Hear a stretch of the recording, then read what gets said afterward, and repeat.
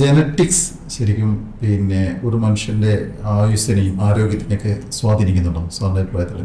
തീർച്ചയായിട്ടും നമ്മുടെ ഒരു മനുഷ്യന്റെ ജീവിതക്രമം അല്ലെങ്കിൽ ഒരു മനുഷ്യന്റെ ആരോഗ്യം എന്ന് പറയുന്നത് രണ്ട് ഫാക്ടർ ബേസ് ചെയ്താണ്. ഒന്ന് ജനറ്റിക് ഫാക്ടറും, രണ്ട് മെറ്റബോളിക് എന്ന് പറഞ്ഞാൽ ഇപ്പോഴത്തെ അവസ്ഥ. ഇപ്പൊ നിങ്ങളുടെ ശരീരം എങ്ങനെ നിങ്ങൾ കഴിക്കുന്ന ഭക്ഷണവും നിങ്ങൾ ശ്വസിക്കുന്ന വായുവും ഒക്കെ ഉപയോഗിക്കുന്നുള്ളതാണ് മെറ്റബോളിസം എന്ന് പറയുന്നത്.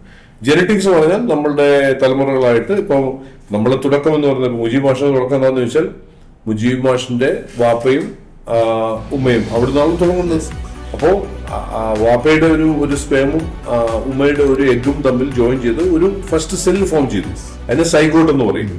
ഈ സൈഗോട്ടിനകത്ത് ഒരു ന്യൂക്ലിയസ് ഉണ്ട്.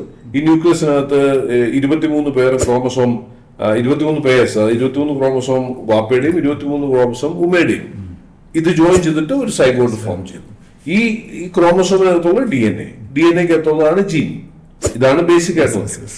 അവർ ഒറ്റ സെല്ല് മൾട്ടിപ്പിൾ ചെയ്താണ് ഇന്ന് ഏകദേശം 40 ട്രില്യൺ സെല്ല് മുജീബ് മാഷിന്റെ അകത്തുള്ളത്. പുറത്തുനിന്നും വന്നിട്ടില്ല, കടമെടുത്ത സെല്ലുകളൊന്നും ഇല്ല.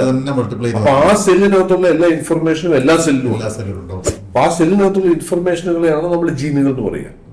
അപ്പൊ അത് ഇപ്പോ താങ്കളുടെ സ്കിന്നിന്റെ ടെക്സ്ചർ എങ്ങനെ ഉണ്ടാവണം, ഹെയറിന്റെ ടെക്സ്ചർ എങ്ങനെ ഉണ്ടാവണം, എത്ര പൊക്കം വെക്കണം, ഈ ഇൻഫർമേഷൻ ഒക്കെ അതിനകത്തുണ്ട്. അതോടൊപ്പം തന്നെ അവരും അവരുടെ മുൻ തലമുറകളിലൊക്കെ ക്യാരി ചെയ്തിരുന്ന പല ഡിസീസുകളുടെയും ഇൻഫർമേഷൻ ജീൻ വേരിയൻസ് എന്നുള്ള ഫോമിൽ നമ്മുടെ ജീനിനകത്ത് ഉണ്ടാവും. Gene variance. അപ്പോൾ എറർ എന്ന് വേണമെങ്കിൽ പറയാം. ഈ എറർ ഉണ്ട് എന്ന് പറഞ്ഞാൽ നിങ്ങൾക്ക് അസുഖം വരണമെന്നില്ല.